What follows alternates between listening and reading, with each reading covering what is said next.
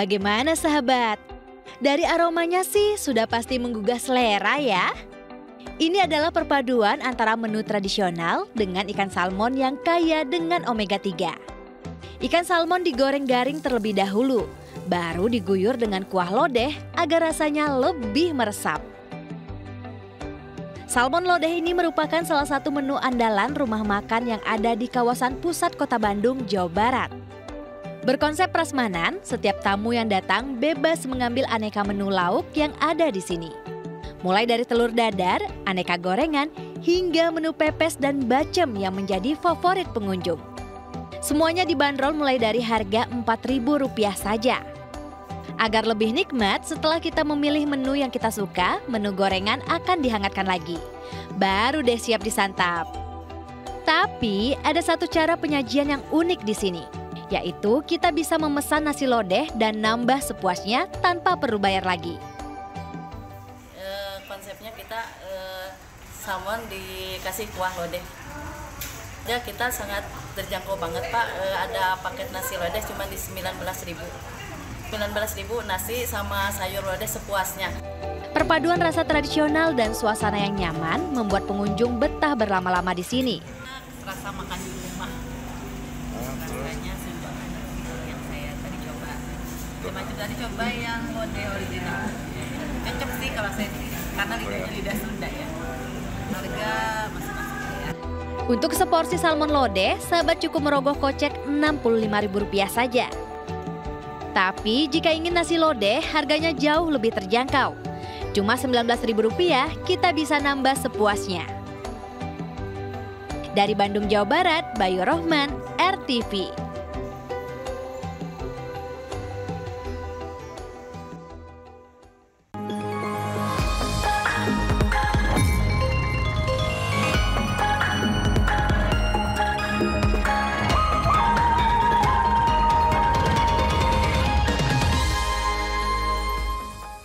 Halo, selamat pagi sahabat RTV.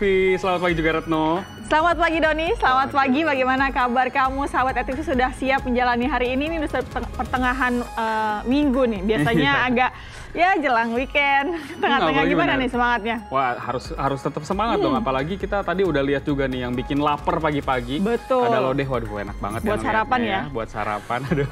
Dan tentunya selain informasi tadi kami juga masih memiliki sejumlah informasi menarik lain, termasuk karena sekarang sudah mulai bulan Agustus, ada persiapan-persiapan nih menuju Agustusan.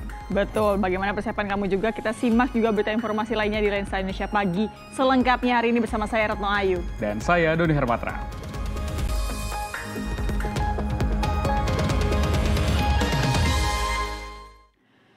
Iya, sahabat RTV, ini peringatan Hari Kemerdekaan Republik Indonesia rasanya kurang lengkap kalau tidak pasang bendera ya, Don. Nah, di Kuningan, Jawa Barat nih kampung halaman saya nih. Perayaan 17-an akan dimeriahkan dengan berdirinya ribuan bendera merah putih. Nggak percaya? Yuk, kita cek bersama.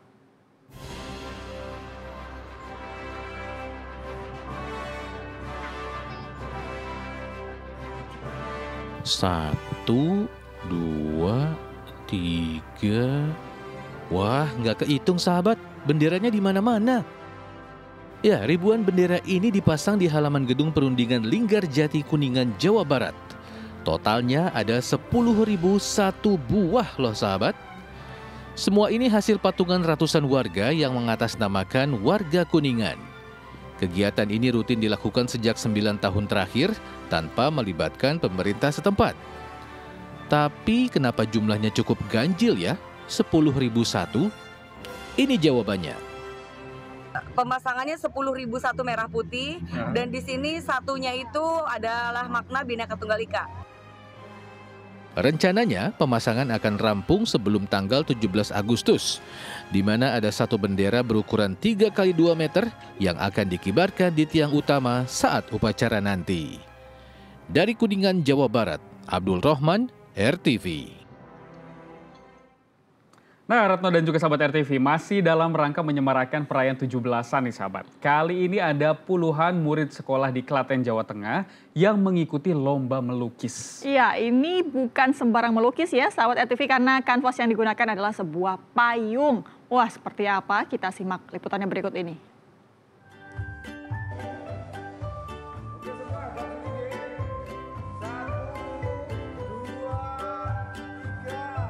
Wah, bagus-bagus ya lukisannya. Kreatif banget. Padahal usia mereka masih belia semua loh. Ya sahabat, murid-murid SD dan SMP di Kecamatan Juwiring, Kabupaten Klaten, Jawa Tengah ini mengikuti lomba lukis untuk menyemarakan Hari Kemerdekaan ke-79 Republik Indonesia. Lomba lukis yang umumnya menggunakan media kanvas, namun dalam ajang ini justru menggunakan media payung. Pertama, peserta membuat pola, kemudian menghiasi payung dengan warna-warni yang menarik. Payung dipilih menjadi media lukis sekaligus untuk memperkenalkan kepada khalayak bahwa alat tersebut juga merupakan kerajinan lokal.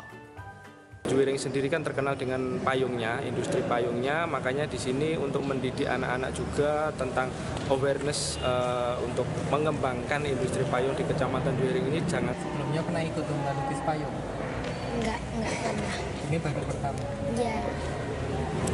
Tantangannya apa sih? Melukis di payung sama melukis di kertas, Dilukis di kertas lebih gampang.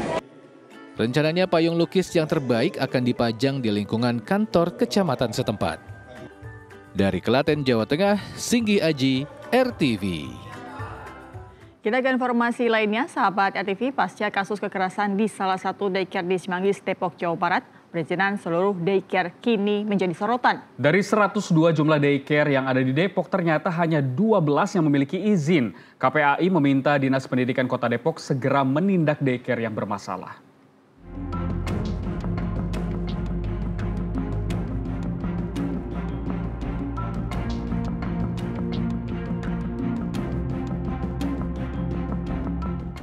Daycare seharusnya menjadi mitra layanan penitipan dan pengasuhan anak di waktu-waktu para orang tua sedang bekerja. Di tempat ini, kegiatan anak diisi dengan permainan edukatif, seni dan keterampilan, makan dan istirahat. Namun ternyata banyak daycare yang tidak memiliki izin. Di Depok, Jawa Barat, dari 102 daycare yang ada, 90 diantaranya tidak mengantongi izin. Fakta mencengangkan ini terungkap pasca viralnya kasus kekerasan terhadap anak yang dilakukan seorang influencer yang juga pengasuh sekaligus pemilik daycare Vincent School di Cimanggis, Depok, Jawa Barat. Karena itu, Komisi Perlindungan Anak Indonesia mendesak Dinas Pendidikan Kota Depok untuk menertibkan daycare yang tidak berizin. Mohon dari Dinas Pendidikan bekerjasama dengan Satpol PP dan yang lainnya agar bisa mendeteksi juga kalau memang ada daycare yang tidak berizin untuk segera ditertibkan atau didampingi agar mengurus surat perizinan dalam waktu tertentu. KPAI juga menyebutkan korban kekerasan yang berusia 2 tahun saat ini masih trauma. Sedangkan pemilik sekaligus pengasuh daycare, yakni Meta Irianti, kini telah mendekam di Polres Metro Depok. Sementara itu, pemerintah Kota Depok akan menutup daycare Vincent School. Berkaca dari kasus ini, para orang tua juga diimbau untuk berhati-hati memilih tempat penitipan anak dan segera melapor apabila ditemukan peristiwa serupa di lingkup daycare atau sejenisnya. Dari Depok, Jawa Barat, Fahri Ali, RTV. Kita ke informasi berikutnya, polisi terus memburu teman dari Marisa Putri, mahasiswi tersangka utama kasus tabrakan maut yang menewaskan seorang ibu pengendara sepeda motor di Pekanbaru Riau 3 Agustus lalu. Setelah menangkap 2 teman pria, aparat Polda Riau kembali menangkap 1 teman perempuan Marisa yang ikut berpesta miras dan narkoba di tempat karaoke. Benarkah para teman tersangka hendak melarikan diri keluar kota? Aparat Narkoba Polda Riau kembali menangkap seorang perempuan yang terlibat dalam tabrakan maut yang menewaskan seorang ibu pengendara sepeda motor di Pekanbaru Riau 3 Agustus lalu. Perempuan berinisial SW alias T ini ditangkap di loket sebuah biro perjalanan di Jalan SM Amin, Kecamatan Bina Widya, Pekanbaru, Selasa malam. Diduga hendak melarikan diri keluar kota. T merupakan salah satu teman dari Marisa Putri, seorang mahasiswi yang sudah ditangkap 4 Agustus lalu dan menjadi tersangka utama dalam insiden tabrakan maut tersebut. T langsung dibawa aparat ke Rumah Sakit Bayangkara, Pekanbaru untuk menjalani tes urin. Setelah menjalani tes urin, T lalu dibawa ke Mapolda Riau untuk diperiksa lebih lanjut. Hasil interogasi sementara, T mengaku dirinya mengonsumsi pil ekstasi yang diberikan temannya saat berpesta narkoba di ruang karaoke bersama Marisa pada Sabtu malam 3 Agustus lalu. T ini tadi dia mengakui memang dia menggunakan ekstasi yang diberikan oleh teman laki-lakinya. Dan ini masih kita konfrontir karena masih ada belum kesesuaian antar keterangan yang disampaikan oleh para orang-orang tersebut. Secara keseluruhan, polisi sudah menangkap 3 teman Marisa Putri, yakni T dan 2 orang teman pria, AE dan RS. Sementara 2 teman yang tersisa, termasuk sang pemasok narkoba, masih dalam pengejaran. Seperti diketahui, pada 3 Agustus lalu insiden tragis terjadi di Jalan Tuanku Tambusai, Pekanbaru pukul 5 pagi. Sebuah mobil yang dikendarai Marisa Putri melaju kencang dan menghantam pengendara sepeda motor yang berada di depannya. Pengemudi sepeda motor yang adalah ibu rumah tangga berusia 46 tahun tewas di tempat kejadian. Dalam pengakuannya, Marisa dalam kondisi tak sadarkan diri karena mengonsumsi miras dan narkoba bersama 5 temannya di sebuah tempat karaoke di Pekanbaru. Dari Pekanbaru Riau, Muhammad Yusri, RTV. Pasca viral seorang pelatih renang yang menendang area vital guru olahraga wanita di Asahan, Sumatera Utara akhirnya ditangkap dan ditetapkan sebagai tersangka. Meski sudah menyesali perbuatannya, pelaku tetap dijerat pasal tentang penganiayaan.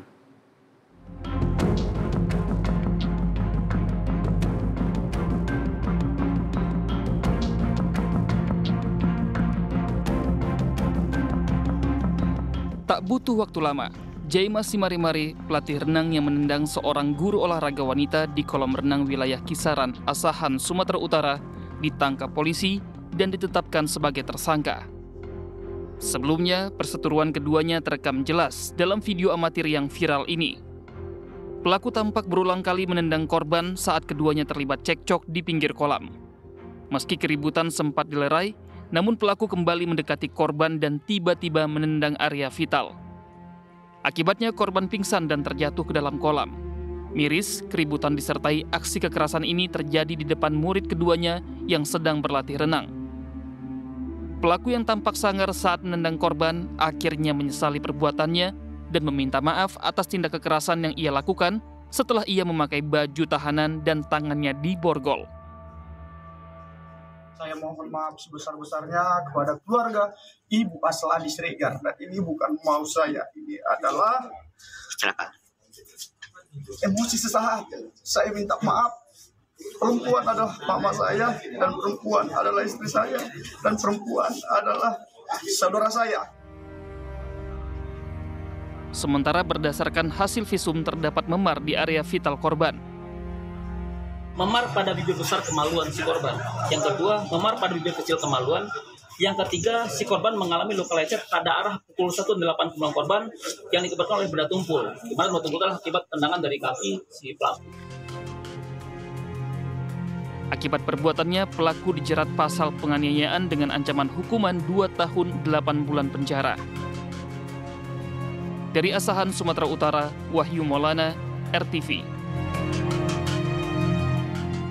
Gara-gara air PDAM sudah tidak mengalir selama 3 bulan, warga Klaten, Jawa Tengah kini mengalami krisis air bersih, padahal mereka tetap rutin membayar iuran. Ya, warga pun tak segan melayangkan protes dengan menggelar aksi. Lantas apa penyebab air PDAM tidak mengalir? Kita cek bersama.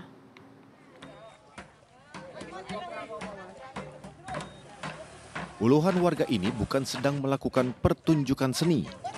Mereka ini adalah warga Kecamatan Karanganom, Klaten, Jawa Tengah, sedang menggelar unjuk rasa di depan kantor perusahaan daerah air minum atau PDAM Kecamatan Karanganom. Dalam unjuk rasa ini, warga juga memperagakan sejumlah adegan teatrikal yang menunjukkan bagaimana sulitnya mereka mendapatkan air bersih untuk mencuci pakaian dan mandi. Tak hanya itu, warga membawa sebuah toren tempat untuk menampung air yang cukup besar dan diparkirkan di depan kantor PDAM. Dalam unjuk rasa ini mereka menuntut agar PDAM kembali mengalirkan air yang dalam 3 bulan terakhir hanya dilakukan PDAM pada malam hari. Mereka mengeluhkan sulitnya mendapatkan air bersih akan tetapi tetap membayar iuran bulanan. Tuntutan warga pokoknya minta dinormalkan pengaliran air itu siang malam. Tidak hanya malam, Pak. Jadi siang dimatikan, nanti jam 12 malam baru hidup, Pak. Baru nyala. Apa warga itu tidak boleh istirahat? Jadi jam 2, jam 3 itu warga pada nunggu air, Pak. Pelotot sih sampai pagi. Kalau sudah subuh udah mati, udah dicekik. Padahal bayar, Pak. Padahal bayar. Bayarnya tertib. Malah tambah larang. Itu lahan dimakan tikus walaupun banyak nggak panen, banyaknya lancar, Pak. Setelah beberapa lama berunjuk rasa, pihak PDAM akhirnya mengajak beberapa perwakilan warga untuk melakukan mediasi. Dari hasil mediasi, PDAM akui adanya proses pengurasan sumber air di Umbul Jolotundo Karanganom yang membuat aliran air menjadi terganggu. PDAM sudah menyiapkan solusi untuk memasang pompa pada jaringan pipa. Karena Jolotundo itu dengan kondisi sekarang seminggu 2 kali dikuras. Sehingga aliran dari Jolotundo yang mestinya bisa membantu di Karanganom menjadi terganggu. Dari beberapa kajian akhirnya kami memutuskan untuk melakukan suatu pemasangan pompa di dalam jaringan pipa. Dan pemasangan pompa ini akan kami lakukan di jembatan Jeblok. Saat ini sudah proses pemasangan, pompa sudah datang. Harapan kami dalam minggu ini sudah bisa uji coba ataupun bahkan sudah bisa beroperasi. Dalam aksi unjuk rasa ini, warga juga melakukan pembakaran daun-daun kering dan sampah.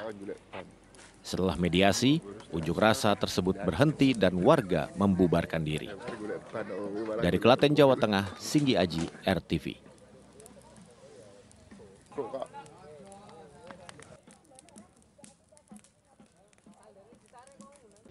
Ya, sahabat RTV, sebelum kamu beraktivitas hari ini, ada baiknya untuk memantau perakiran cuaca yang telah kami rangkum dari situs BMKG.